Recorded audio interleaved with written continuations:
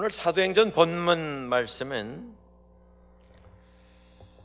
기독교회의 첫 설교로 알려져 있습니다. 성령이 임하셨고 성령의 충만함을 받은 베드로와 다른 사도들이 다 길거리로 나갔습니다.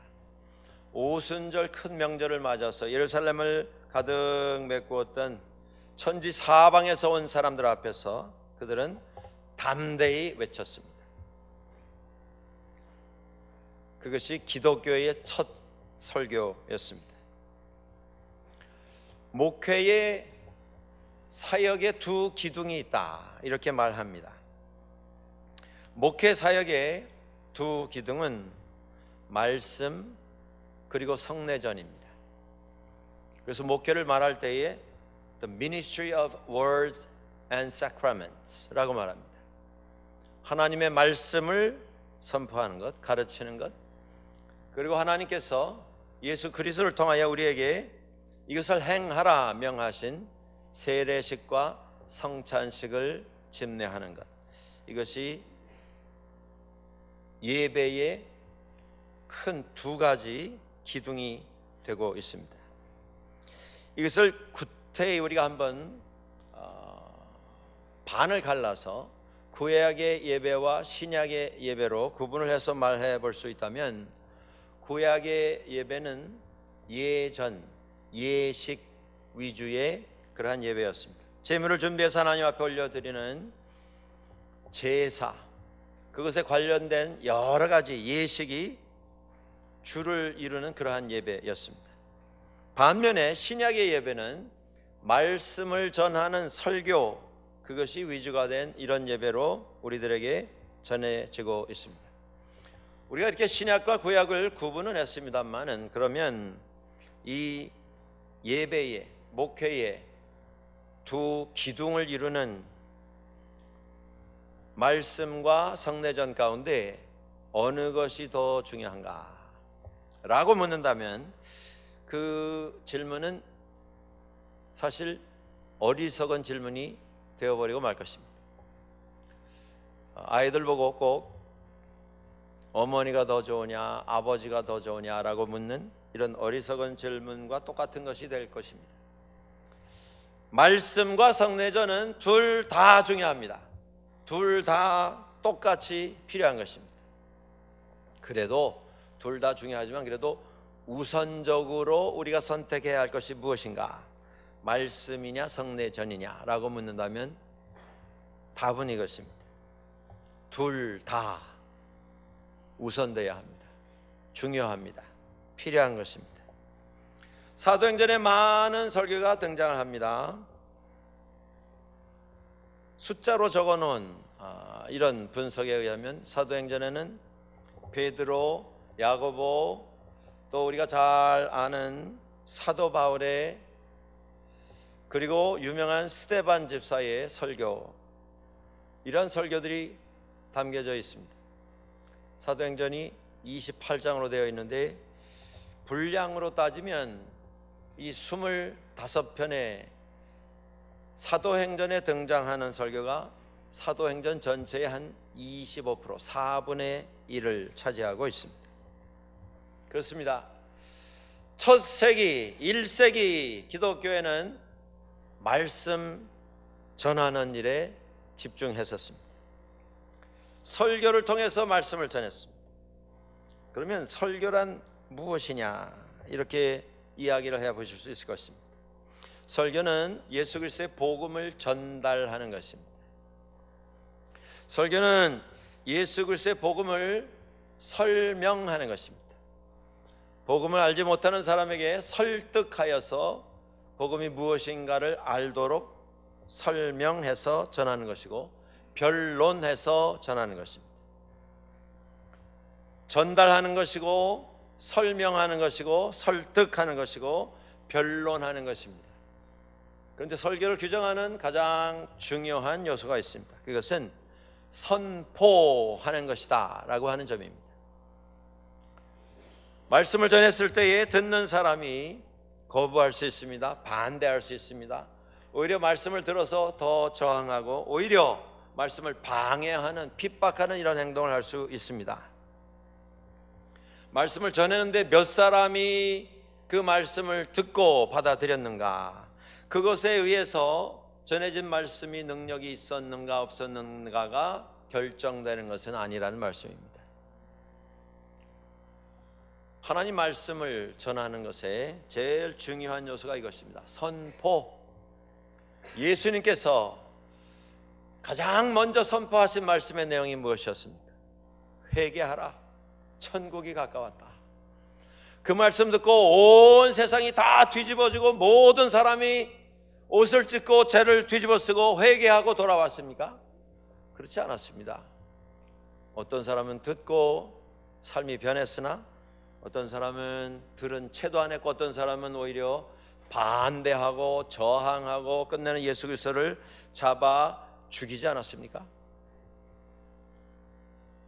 숫자로 보면 거부한 사람 숫자가 훨씬 많았습니다. 예수님께서 선포하신 천국의 복음, 구원의 좋은 소식, 예수 그리스도의 복음의 능력은 몇 사람이 그 말씀을 받아들이고 몇 사람이 그를 통해서 삶이 달라졌는가, 그것에 의해서 결정되는 게 아닌 것입니다. 복음은 선포되는 것입니다. 계속해서 반복적으로 모든 영혼들이 다 주 예수 그리스도를 깨닫고 돌아올 때까지 선포되는 것입니다. 그렇기 때문에 설교 말씀은 복음을 누가 전했는가에 의해서 그 중요성과 가치가 결정되지 않습니다. 누가 전했든지 상관이 없습니다. 중요한 것은 무엇을 전했는가, 무엇을 선포했는가, 그게 중요한 것입니다. 그럼에도 불구하고 세상에는 아무개 목사는 정말 훌륭한 유명한 설교가다, 그렇게 인정을 하고 그렇게 또 소문이 나는 경우도 있습니다. 또 제가 이제까지 지내오면서도 그런 경험이 있습니다만은 어떤 분들은 자기 자신에 대해서 선전을 하고 다니는 분도 있는 것을 보게 됩니다. 어떤 분이 본인의 설교는, 자신의 설교는 정말 특별해서 그 설교 한 번 듣고 나면 다른 설교는 절대 못 듣는다, 이렇게 자랑하고 다니는 분을 저도 만난 적이 있습니다. 그런 분을 보면 제 마음에 이런 생각이 듭니다. 저런 분은 목사를 할 게 아니라 코미디언을 했으면 참 좋을 뻔했다. 되지도 않는 저런 소리를 왜 자기 입으로 떠들고 다니는가, 참 안타까운 이런 마음이 들 때가 있습니다. 설교는 예수 그리스도의 복음을 전달하는 것입니다. 선포하는 것입니다. 오늘 그 기독교의 첫 설교가 본문에 등장을 하고 있습니다. 그 설교는 모든 기독교의 설교의 원형입니다. 모델입니다. 가장 완벽하고 가장 좋은 설교의 모습을 우리들에게 전해주고 있습니다. 우리가 말씀을 들으면서 주의할 것이 하나 있습니다. 그것은 말씀을 들을 때에 그 말씀 속에 무엇이 등장하는가, 그걸 우리가 깨달아 알아야 합니다. 그 말씀이 오늘 살아가는 나에게 허락해 주시는, 강단에 서 있는 저 사람을 통해서 하나님께서 나에게 주시는 말씀이라 고백하면서 그 말씀을 받아들여야 합니다. 이 앞에 선 사람이 말씀을 전할 때에 하나님께서 말씀을 전달하는 권한을 주어서 전달합니다마는 전하는 그 말씀 속에는 말씀을 전하는 자신도 포함이 되어 있습니다. 우리가 다 부족한 사람이고 죄인이다, 이러이러한 부분에 어리석고 한계가 있고 이러이러한 부분이 부족하다라고 선포할 때에 이 앞에 선 사람은 그런 면에서 무죄하고 앉아 말씀을 듣는 분들이 그걸 다 깨닫고 통회 회개해야 한다, 그런 뜻으로 드린 말씀이 아니라 말씀 전하는 본인을 포함해서 우리 모두가 하나님 앞에서 부족한 사람이고 죄인이고 형편없는 존재인가 라고 하는 것을 함께 고백하고 함께 하나님 앞에 은혜를 구하면서 선포하는 것입니다. 여러분, 우리가 살아가고 있는 이 시대의 예배의 중심은 말씀 선포에 맞춰져 있습니다. 이 말씀을 대할 때 우리가 무엇을 깨닫고 있습니까? 무엇을 받아들이고 있습니까? 말씀을 들으실 때 여러분들 그 말씀 속에 예수 그리스도가 누구이신가 라고 하는 것을 우리가 깨달아야 합니다. 믿는 사람들의 착각 가운데 제일 큰 착각은 나는 예수 그리스도에 대해서 모르는 것이 없다, 다 알고 있다라고 하는 자신감입니다. 그 자신감을 가지게 되는 순간부터 우리는 말씀을 들으면서 내가 듣고 싶은 것만 듣는 이런 버릇을 키워가게 됩니다. 하나님께서는 말씀을 통해서 우리가 들어야 할 필요가 있는 말씀을 전하시는데, 듣는 당사자인 우리들은 정작 하나님께서 나에게 말씀하시는 내가 필요로 하는 말씀에 귀를 기울이는 게 아니라 내가 듣고 싶어하는 말만 선택적으로 듣는 이런 잘못을 범하고 있다라는 것입니다. 설교 말씀을 들으실 때 여러분들은 어떤 마음으로 그 말씀을 대하십니까? 저 말씀은 내가 이전에 들어서 알고 있는 말씀이다. 저 말씀은 몇 년 전 몇 월 며칠에 설교를 했던 본문이다. 그래서 들을 게 없다. 이렇게 생각하시는 적이 있는지 모르겠습니다. 여러분들 말씀 대하실 때에 오늘 나에게 주시는 말씀인 것을 기억하시고 들으실 수 있어야 합니다. 설교 들으실 때에 혹시 여러분들 가운데 오늘 설교는 왜 내 얘기만 저 양반이 저렇게 하는가, 그런 느낌이 들으신다면 여러분들은 설교를 잘 들으신 것입니다. 이건 나에게 주시는 말씀입니다. 우리가 설교 들으면서 야, 이 말씀 그 박아무개 그 양반이 들으면 좋겠다, 김아무개 이 아무개 그 사람을 위한 말씀인데 그 사람은 오늘 안 나왔구나. 그건 우리가 시간 낭비하는 겁니다. 어떤 말씀이든 오늘 나에게 주시는 말씀입니다. 그 말씀 사모하는 겸손한 마음으로 하나님 앞에 나올 수 있어야 합니다. 오늘 첫 설교, 기독교회의 첫 번째 선포된 그 설교가 우리들에게 설교 말씀 속에서 무엇을 발견해야 하는가를 지적을 해주고 있습니다. 베드로는 먼저 첫 번째 설교 속에서 가장 중요한 하나의 주제를 언급을 합니다. 그 주제는 예수 그리스도입니다. 오직 예수 그리스도입니다. 다른 말 한마디가 없습니다. 다 예수 그리스도에 관한 것입니다. 오늘 본문 22절에 이렇게 말합니다. 이스라엘 사람들아, 이 말을 들으라. 너희도 아는 바와 같이 하나님께서 나사렛 예수로 큰 권능과 기사와 표적을 너희 가운데 베푸사 너희 앞에서 그를 증언하셨느니라. 예수 그리스도의 생애를 통하여 Who is Jesus? 예수는 누구이신가? 라고 하는 것을 증언하신 하나님, 증거하신 하나님, 증명하신 하나님을 언급하고 있습니다. 예수님의 공생애를 통해서 많은 기적을 행하셨습니다. 많은 표적을 행하시고 권능을 나타내 보여주셨습니다. 예수님이 능력이 이렇게 많다, 그게 목적이 아니었고, 이 일을 행하시는 분이 근본 하나님과 본체이신, 하나님과 동등됨을 취하고도 남음이 있으신 하나님이신 성자 예수 그리스도이시다라고 하는 것을 하나님께서 증명해 보여주셨다라고 하는 것입니다. 설교는 이 목적을 위해서 선포되는 것입니다. 하나님이 증명하신 예수, 그는 누구이신가? 그는 참 하나님이셨고 참 인간이셨습니다. 예수 믿는 데 있어서 최대의 걸림돌은 참 인간인 예수는 이해를 하겠는데 예수가 좋은 선생이시고 스승이시고 지도자이시고 선지자이시고 우리에게 많은 교훈과 삶의 도전을 던져준 훌륭한 인격자인 것은 알겠는데, 그건 내가 충분히 이해하고 인정하겠는데, 그분이 하나님이시다라고 하는 이 점, 그 고개를 넘어가지 못해서 예수 믿는 일에 지장을 경험하는 분들이 참 많습니다. 예수께서 인간 예수이셨다라고 하는 그걸 못 넘어가는 것입니다.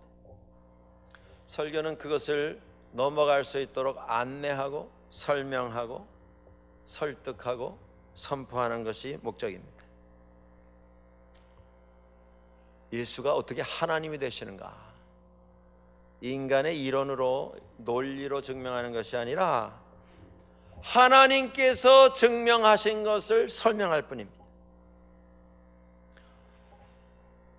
하나님의 아들이신 하나님이신 예수 그리스도. 베드로는 계속해서 그 예수께서 십자가에서 죽으신 것을 언급을 합니다. 23절입니다. 그가 하나님께서 정하신 뜻과 미리 아신 대로 내준 바 되었거늘 너희가 법 없는 자들의 손을 빌려 못 박아 죽였으나. 예수 그리스도께서 십자가에 못 박혀 죽으셨다고 하는 그것을 우리가 어떻게 받아들여야 하는가? 많은 분들은 정말 가슴 아픈 일이고 속상한 일이고 억울하고 분통한 일이다 이렇게 느낍니다. 많은 분들은 그 위대한 뜻을 이루기 위해서 수고하시다가 결국에는 자신이 희생되는 고통을 경험하신 일이다 이렇게 생각합니다. 또 어떤 분들은 그래서 그가 이루지 못하고 떠나면서 남겨놓으신 그 뜻을 우리 믿는 사람들이 이어받아서 이루어가야 한다 이렇게 감상적으로 감정적으로 생각하는 분들도 있습니다. 또 어떤 분들은 예수 그리스도를 십자가에 못 박아 죽여버린 유대인들은 근본적으로 죄를 지은 사람들이다, 벌 받아야 한다 이렇게 엉뚱한 논리를 펴는 분들도 있습니다. 여러분들, 예수 그리스도께서 왜 십자가에서 죽으셨습니까? 본문에서 말씀하시는 것처럼 하나님께서 정하신 뜻과 미리 아신 대로 내준 바 되었다 말씀합니다. 예수 그리스도의 십자가의 죽음을 언급하는 이유는 유대인들의 만행을 고발하고 그들의 만행을 규탄하기 위한 것이 목적이 아닙니다. 이것이 하나님께서 유대인뿐만 아니라 이 세상에 있는 모든 사람들, 모든 죄인을 구원하시기 위해서 하나님의 뜻 가운데에서 하나님께서 진행하신 것이지, 빌라도가 판단 잘못해서 십자가에 가신 것이 아니라는 말씀입니다. 헤로드 임금이 예수 그리스도를 비난하고 비방해서 죽으신 게 아니라는 것입니다. 종교 지도자들이 자기들의 권한을 낭비하고 잘못 사용하여서 그런 결과가 나온 게 아니라는 것입니다. 하나님이 뜻하신 바 있으셔서 사람들을 구원하시기 위해서, 나를 구원하시기 위해서 구원의 길을 열기 위하여 하나님께서 예수 그리스도를 십자가의 길로 순종하시도록 허락을 해 주셨다라고 하는 것입니다. 중요한 것은 예수 그리스도의 죽음, 거기서 끝이 나버렸다고 하면 우리가 다 예수 그리스도의 죽음을 생각할 때마다 마음이 아프고 속이 상할 수밖에 없을 것입니다. 그리고 앞서 언급을 하셨던 것처럼 믿는 사람들이 거의가 다 주님께서 그렇게 억울하게 죽으셨으니 우리가 그를 기억하고 추모하는 게 필요하다. 그가 이루지 못하고 남겨놓으신 그 뜻을 우리가 이어받는 것이 마땅하다. 이루지 못한 걸 우리가 이루어야 되겠다. 그런 열정이 생겨날 수 있습니다. 그런데 예수 그리스도의 죽음은 끝이 아니었습니다. 베드로는 계속해서 언급합니다. 24절입니다. 하나님께서 그를 사망의 고통에서 풀어 살리셨으니 이는 그가 사망에 매여 있을 수 없었습니다. 주님께서 죽으셨습니다. 우리 모두를 위해서. 그리고 주님께서 부활하셨습니다. 사랑하는 여러분들, 십자가에 돌아가시도록 주님의 뜻 가운데, 하나님의 뜻 가운데 구원의 역사를 진행하신 그 하나님께서 죽어서 땅에 묻히신 예수 그리스도를 부활시켜 주셨다라고 하는 것입니다. 주님의 죽으심과 부활, 이것이 믿는 사람들이 예수님은 이렇게 부활하셨을 것이다, 혹은 하셨음에 틀림이 없다, 말을 만들어낸 것이 아니라 창세 이전에 이미 하나님께서 구약 성경의 신앙의 위인들을 통해서 예언하셨고 예정하셨고 준비시키셨던 일을 말씀하신 그대로 이루어 가심으로 다시 부활하도록 해 주셨다, 베드로는 선포하고 있습니다. 모든 설교의 주제는 예수 그리스도의 부활입니다.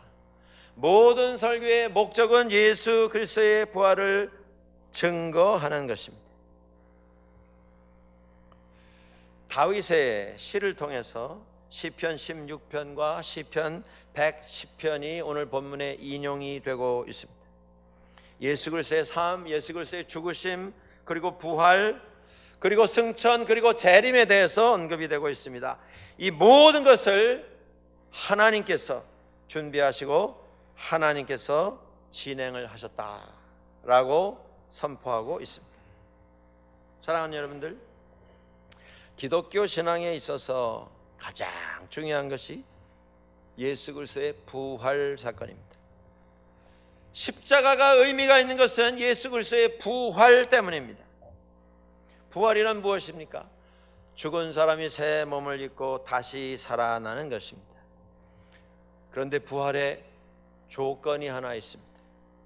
그건 뭐냐 하면 부활하기 위해서 먼저 죽어야만 합니다. 여러분, 기독교 신앙은 예수 그리스도 안에서 구원을 얻고 영생을 얻는 것이 결론입니다. 그런데 그 영생을 얻기 위해서 우리가 알아야 할 것은 신앙 안에서 우리들이 먼저 죽어야만 합니다. 그렇습니다. 이 땅에서 우리가 살아가며 70년, 80년, 100년을 살아가며 우리가 진행해야 할 것은 무엇이냐 하면 내가 이 땅에서 믿음 때문에 죽는 것입니다. 믿음 안에서 죽는 체험을 하는 것입니다. 왜냐하면 죽는 자만이 그리스도 안에서 다시 살아날 수 있기 때문입니다. 먼저 죽어야 합니다. 그런데 문제가 있습니다. 죽지 않으려고 합니다. 믿는 사람조차도 어떻게 해서든지 살아남으려고 합니다. 살아남으려고 할 뿐만 아니라 남을 죽여서라도 나만 살려고 합니다. 성경은 계속 우리에게 외치지 않습니까? 그리스도 안에서 죽어야 한다. 그리스도 안에서 죽어야 한다.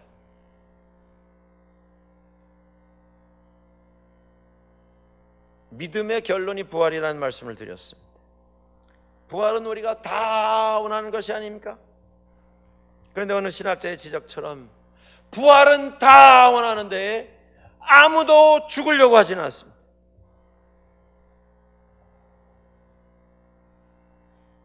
믿음 생활이 평생 죽지 않고 살아남는 헛고생으로 그렇게 끝나서는 안 될 것입니다. 우리는 죽어야 합니다. 여러분들 기억하십시오. 내가 예수 믿고 무엇이 변했습니까? 무엇이 달라졌습니까? 이전보다 더 살아났습니까? 더 기세가 등등합니까? 더 자신감이 넘칩니까? 하나님의 은혜입니다. 그런데 중요한 게 있습니다. 예수 믿고 먼저 죽은 다음에 그 자신감이, 삶의 소망이, 삶의 활력이 다시 채워질 수 있을 때에 복된 삶이 됩니다. 죽지 아니하고 계속 채우기만 한 삶, 그건 복이 아닙니다. 여러분들, 그건 화를 불러드리는 일이 될 것입니다. 내 자신이 먼저 죽어야 합니다. 내 욕심이, 내 자아가, 내 체면이, 내 자존심이 예수 그리스도 안에서 먼저 죽어야 합니다. 내 욕망과 내 정욕이 먼저 죽어야 합니다. 그래야 다시 살 수 있습니다. 예수 믿고 여러분들 죽은 경험이 있으십니까? 죽으셨습니까? 나는 1년 전에 정말 은혜 받아서 나는 그리스도 안에서 죽은 적이 있다. 오늘 다시 죽어야 합니다. 나는 3년 전에 은혜 받고 고백하고 그리스도 안에서 죽었다. 오늘 다시 더 많이 죽어야 합니다. 사도 바울은 말합니다. 고린도전서 15장 31절입니다. 형제들아, 내가 그리스도 예수 우리 주 안에서 가진 바 된 너희에 대한 나의 자랑을 두고 단언하노니 나는 날마다 죽노라. 그렇습니다, 여러분들. 우리는 매일 죽는 사람이 되어야 합니다. 그리스도 안에서 주와 함께. 사도 바울이 갈라디아서 2장 20절에서 이렇게 말합니다. 내가 그리스도와 함께 십자가에 못 박혔나니 그런즉 이제는 내가 사는 것이 아니요 오직 내 안에 그리스도께서 사시는 것이라. 이제 내가 육체 가운데 사는 것은 나를 사랑하사 나를 위하여 자기 자신을 버리신 하나님의 아들을 믿는 믿음 안에서 사는 것이라. 예수 그리스도의 십자가 위에서 그리스도와 함께 내가 죽어야 합니다. 먼저 죽어야 합니다. 그러면 내 안에 그리스도가 사십니다. 죽으면 살 수 있습니다. 세상은 말합니다. No pain, no gain. 희생이 없이는 결과를 기대할 수 없다. 고통이 없이는 열매를 기대할 수 없다. 성경은 말합니다. No cross, no crown. 십자가에 죽는 경험이 없이는 면류관은 기대할 수 없다. 사랑하는 여러분들, 십자가를 바라보시며 예수 그리스도의 부활을 기억하십니까? 구경만 하는 부활이 돼서는 안 될 것입니다. 그리스도는 우리 앞서 십자가에서 죽으셨습니다. 그 그리스도께서 우리에게 믿음 안에서 하나님 앞에서 먼저 죽어야 하는 그 본을 보여주셨습니다. 십자가의 길을 따라가는 자에게 부활을 허락을 해 주셨습니다. 예수를 믿는 사람이라 하는 뜻은 예수의 증인이 된 사람이라 이거 하는 뜻입니다. 예수의 증인이 되었다라고 하는 뜻은 예수 그리스도의 부활의 증인이 되었다라고 하는 그런 뜻인 것입니다. 모든 설교는 예수 그리스도께 초점이 맞춰집니다. 예수 그리스도의 죽으심과 예수 그리스도의 부활이 설교의 기둥입니다. 계속되는 말씀 가운데 예수 그리스도께서 승천하셔서 하나님의 우편에 앉아 계신다, 베드로는 선포하고 있습니다. 하나님 우편에 서서 하나님의 시중을 들으시는 그런 예수가 아니시라 하나님과 동일한 분으로서 하나님 우편에 앉아 계시며 영광을 받으시는 하나님이신 예수 그리스도를 선포하고 있습니다. 오늘 본문 31절에 이런 말씀이 나옵니다. 하나님이 오른손으로 예수를 높이심에 그가 약속하신 성령을 아버지께 받아서 너희가 보고 듣는 이것을 부어 주셨느니라. 이 한 절 말씀에 성부 하나님, 성자 예수 그리스도, 성령이 다 언급이 되고 있습니다. 이것이 모든 설교의 핵심입니다. 우리가 설교를 들으면서 혹 우리가 가지고 있는 어떤 기대, 우리가 가지고 있는 어떤 호기심, 관심, 이것만 가지고 설교를 재고 달면서 설교를 분석하고 종합하면서 평가하는 일에 우리의 신앙생활이 혹시 익숙해져 있는 그런 모습은 아닌지 모르겠습니다. 모든 설교 속에서 선포되는 예수는 누구이신가? 라고 하는 믿음의 고백을 새롭게 발견하는 온 교회가 될 수 있기를 주님의 이름으로 축원합니다.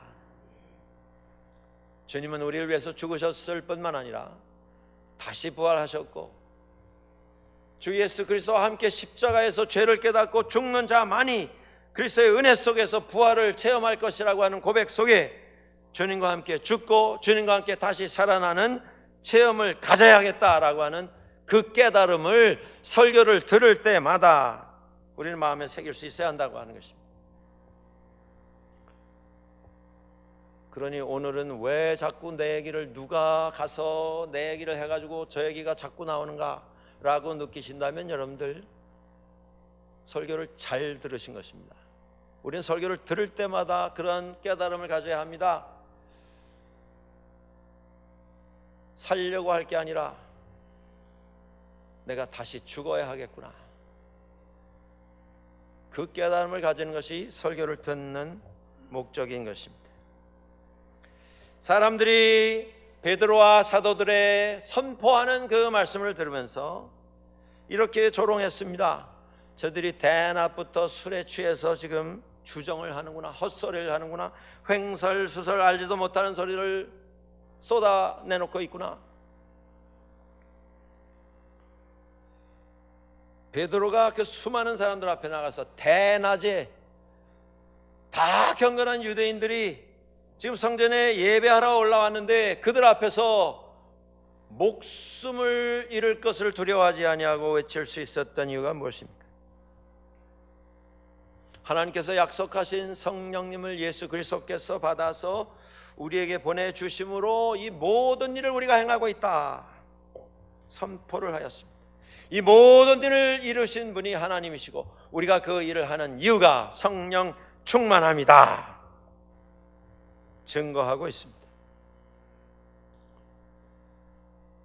이 베드로의 설교는 설교의 원형입니다. 모델입니다. 가장 완벽한 설교입니다.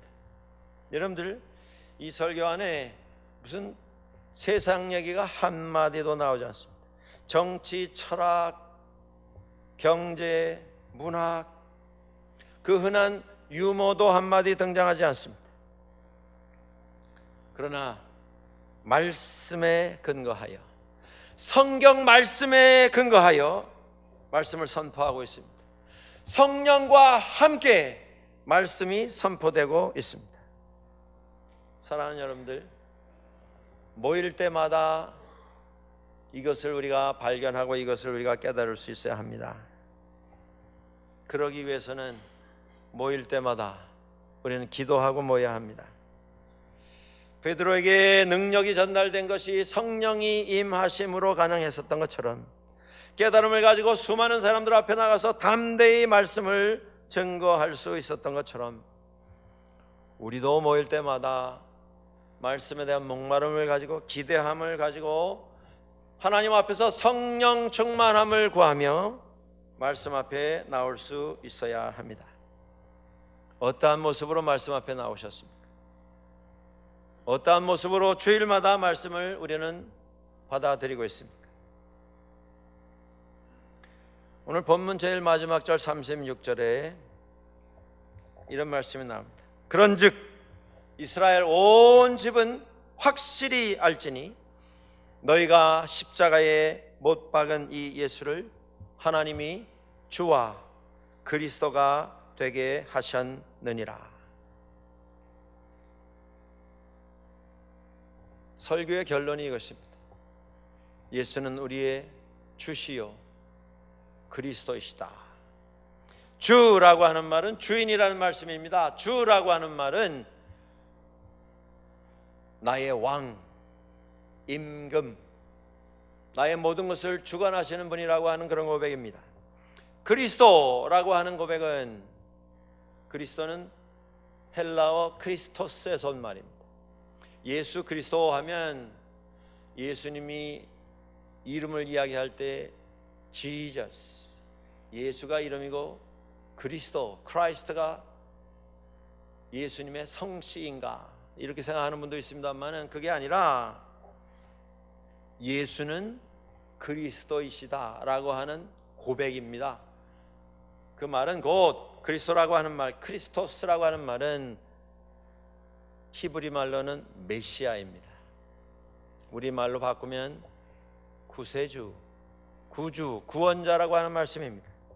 예수 그리스도는 나의 주인이시고 나의 구원자가 되십니다.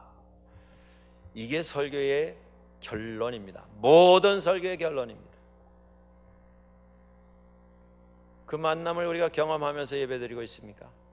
그 만남을 경험하면서 예배에 참석하고 계십니까? 사랑하는 성도 여러분들, 모일 때마다 말씀 앞에서 성령의 충만함을 구하시기 바랍니다. 하나님 앞에 간절한 마음을 가지고 기도하시면서 이 자리에 나오시기 바랍니다. 그리고 이 자리를 나아가는 그 순간 우리도 베드로의 고백을 가지고 세상으로 나아갈 수 있기를 소원합니다. 이 예수를 하나님이 주와 그리스도가 되게 하셨다. 설교를 깨달은 사람은 설교를 선포할 수 있어야 합니다. 이것이 예배에 참석하는 모든 사람들에게 하나님께서 매번 설교를 들을 때마다 맡겨주시는 사명입니다. 이 사명을 모일 때마다 새롭게 하시며 세상으로 출발해 나가는 온 교회가 될 수 있기를 주의 이름으로 간절히 축원합니다. 기도하겠습니다.